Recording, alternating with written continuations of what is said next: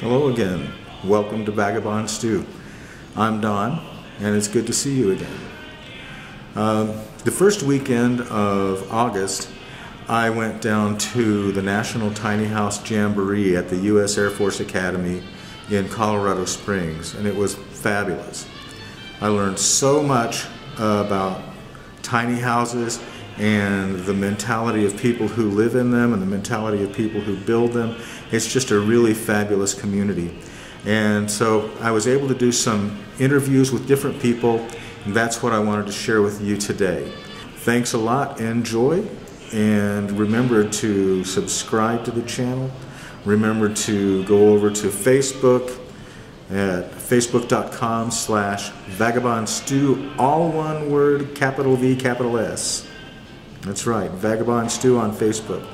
Like and share if you want to. And don't forget to go to the blog at VagabondStew.com. Thanks a lot.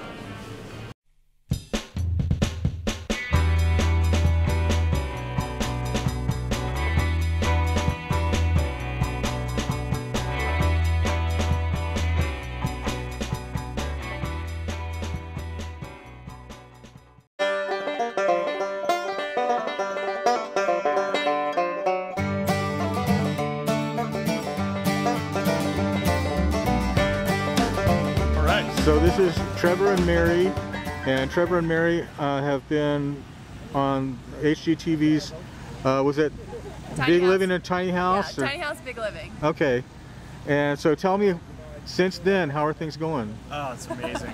Yeah, it's really awesome. We've been living in the tiny house for a year and a couple months now. Okay. And I mean, it's been awesome. We haven't had any problems. And I don't regret moving into a tiny house at all. Yeah. It's been, There's no moments of claustrophobia. Our cats, if you see in the show, they actually get along better. They get to run around the farm and explore and everything. So yeah, it's been awesome. We're saving money. I mean, we're traveling more. We're doing everything that we said. So yeah, it's really been I'd awesome. definitely say that our quality of life has gone up. Yeah. Okay. Which is, you know, that's why we set out to do it. So well, and that's the thing that so many people, you know, that's the question that most people ask. Aren't you really downgrading? And it's like, no. No, we haven't downgraded at all. We actually just built a cycle shed, basically, for all our bikes, because we're big cyclists.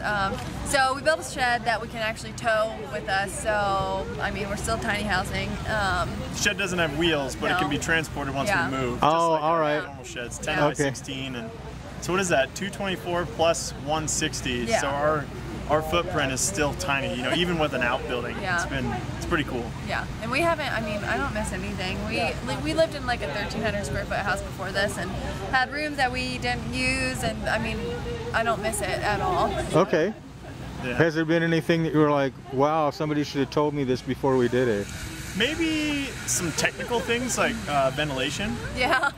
Like how important it is, you know, we have spray foam walls and nice windows, so it's really sealed up, and you get moisture from the shower, moisture from cooking, and even moisture from breathing. Yeah. And we have a vent fan in the bathroom, but a lot of these newer units and houses have these really complex air exchange units, and you're in such a small space. The air quality is so important. Yeah. You know, so underrated right now, but yeah, that makes sense. Yeah. Other than that, man, we have a full kitchen. Bathroom's nice. I think she would like a bathtub, so we might modify the bathroom. But yeah, it's awesome. There's nothing really that we would change. So. Excellent. So anything else that I need to know? You can follow us on social media at Heart of It All House on Instagram, Facebook, and we have a website that we don't do enough with. It's at heartofitallhouse.com. We advise anybody who is thinking about going tiny, stay in a tiny house first. Yeah, just go try it out. I mean, Airbnb. There's all these different sites that rent out tiny houses. And go stay in one. Come to the Tiny House Jamboree if you can. It's once a year, so. Yeah. I mean, there's like 50 houses here. You can see all different types of styles and different layouts. I mean, there's something for everyone. And just if you're thinking about tiny housing, planning is the hugest thing. So you have to plan. You have to plan for your space. You have to plan for your happiness.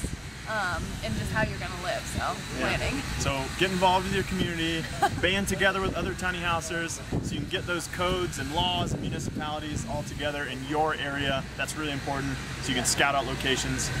do it. So what's the best way to meet tiny housers then? There's a Facebook, for one, Facebook group called Tiny House People, and there's over 20,000 people in that group. I think you just click to invite, she accepts you. There is meetup.com. There's tons of tiny house meetup groups. Okay. And they get involved with the communities. It's all free. Yeah, and if you just start searching online, your best bet is that there's probably going to be someone with a tiny house in your area or a couple hours away. So, I mean, just search and you'll find it. Start digging. Yeah. Excellent. Okay. Yeah.